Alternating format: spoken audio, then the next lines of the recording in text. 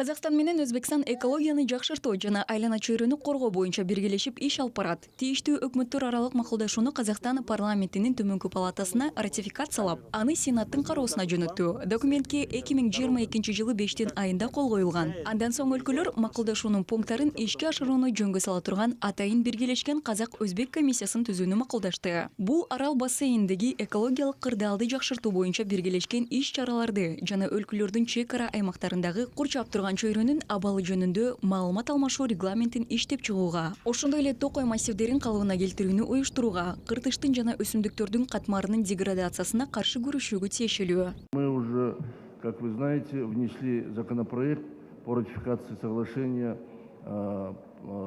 обеспечивая сотрудничество между двумя странами. Биз буга чейин макулдашууну ратификациялоо боюнча мыйзам долбоорун киргиздик. Эки өлкөнүн ортосундагы кеңири чөйрөдөгү маселелер, анын ичинде абанын булганышына тиешелүү маселелер боюнча кызматташууну камсыздоо. Бүгүн биз чектеш өлкөлөр менен ШКУнун алкагында иштөө мүмкүнчүлүгүбүз бар. Ал жерде климаттык кеңеш, Өзбекстан жана Борбордук Азия өлкөлөрү менен 1992 жылдагы келишимдин алкагында ратификация бул ишти дагы бир жолу күчөтөт деп ойлойм.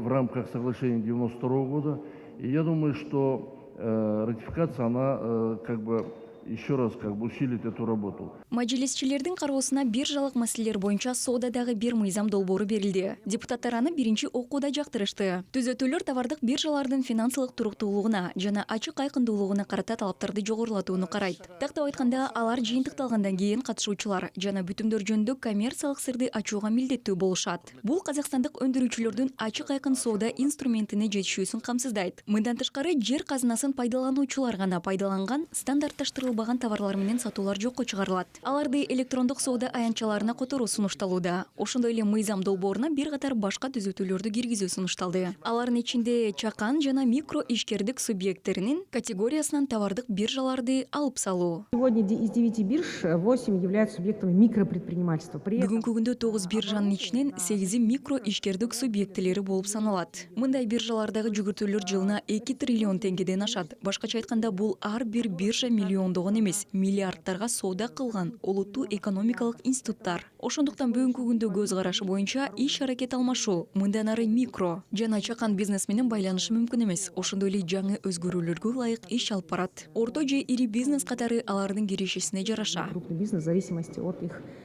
доходности.